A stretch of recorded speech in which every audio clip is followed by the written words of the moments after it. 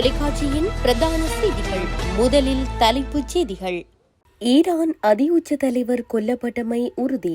மகள், மருமகன், பேரப்பிள்ளையும் பலி.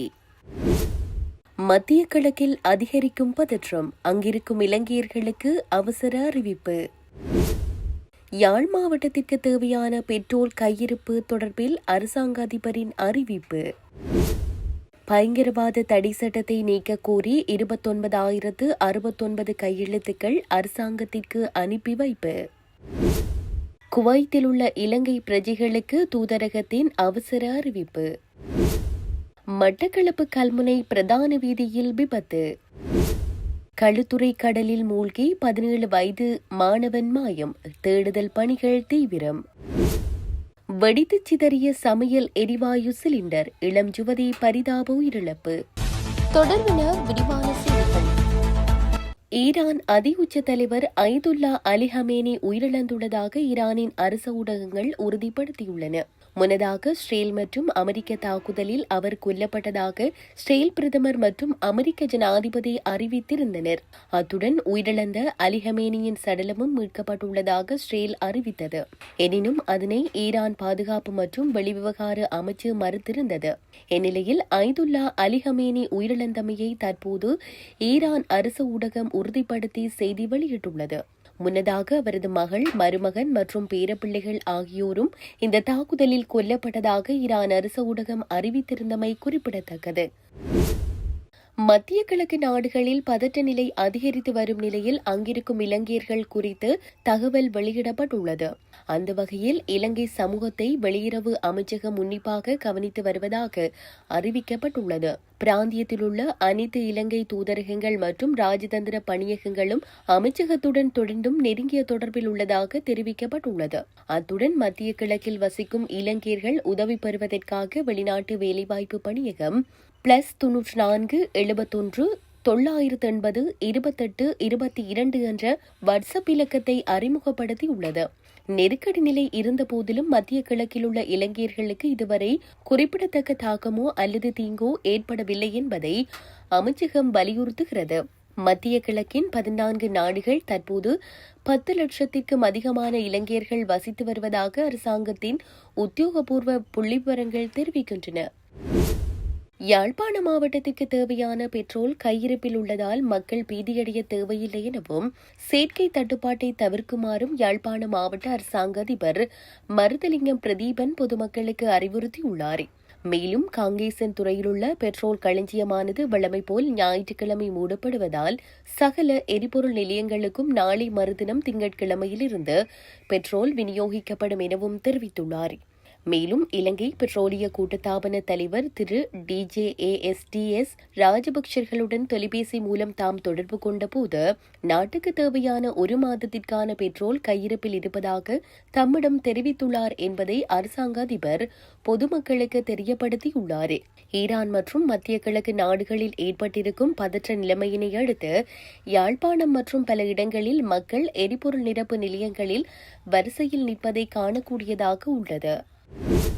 பயங்கரவாத தடை சட்டத்தை நீக்க கோரியும் அரசை பாதுகாக்கும் புதிய பயங்கரவாத தடை சட்ட முன்மொழிவை கைவிடக் கோரியும் அரசை வலியுறுத்தி வடக்கு கிழக்கு தமிழ் சிவில் சமூக அமைப்புகளால் திரட்டப்பட்ட 29,069 கையெழுத்துக்கள் நேற்றைய தினம் பதிவு தபாலூடாக அனுப்பி அரசாங்கத்திற்கு வைக்கப்பட்டுள்ளன. கடந்த 14ஆம் தேதி தொடக்கம் வடக்கு கிழக்கு முழுவதும் சிவில் சமூக அமைப்புகளால் நடாத்தப்பட்ட கையெழுத்து போராட்டம் கடந்த 27 அன்று நிறைவுக்கு வந்தது. அதனையடுத்து நேற்றைய தினம் திரட்டப்பட்ட அனைத்து கையெழுத்துகளும் நீதியமைச்சிற்கு அனுப்பி வைக்கப்பட்டுள்ளன. பிரதி செய்யப்பட்ட கையெழுத்து பிரதிகள் ஐக்கிய நாடுகள் சபை, ஐரோப்பிய ஒன்றியம், சர்வதேச நாணய நிதியம் உள்ளிட்ட சர்வதேச அமைப்புகளுக்கும் இந்தியா, அமெரிக்கா, சுவிஸ், சீனா உள்ளிட்ட தூதரகங்களிடம் நேரில் கையளிக்கவும் நடவடிக்கைகள் முன்னெடுக்கப்பட்டுள்ளன. மிக குறுகிய காலப்பகுதியில் குறிப்பிட்ட சில சிவில் அமைப்புகள் இணைந்து அரசு கொண்டுவர எத்தனிக்கும் மோசமான பயங்கரவாத தடை சட்டத்திற்கு எதிர்ப்பு தெரிவித்து பெருமளவிலான கையெழுத்துக்கள் திரட்டப்பட்டுள்ளமை குறிப்பிடத்தக்கது. மத்திய கிழக்கு பிராந்தியத்தில் நிலவி வரும் பதற்றமான சூழ்நிலையை முன்னிட்டு எம்பசி ஆஃப் ஸ்ரீலங்கா இன் குவைத்தில் வசிக்கும் அனைத்து இலங்கை பிரஜைகளுக்கும் முக்கிய அறிவிப்பு ஒன்றை வெளியிட்டுள்ளது. குவைத் அரசின் மினிஸ்ட்ரி ஆஃப் இன்டீரியர் குவைட் மற்றும் சிவில் பாதுகாப்பு துறையால் வெளியிடப்படும் பாதுகாப்பு அறிவுறுத்தல்கள் மற்றும் எச்சரிக்கைகளை கவனமாக பின்பற்றி தங்களது பாதுகாப்பை உறுதி செய்யுமாறு தூதரகம் கேட்டுக் கொண்டுள்ளது. அதேபோல் அவசியமற்ற பயணங்களை தவிர்க்கவும் கைபேசிகளை எப்போதும் முழுமையாக தயார் நிலையில் வைத்திருக்கவும் வலியுறுத்தப்பட்டுள்ளது.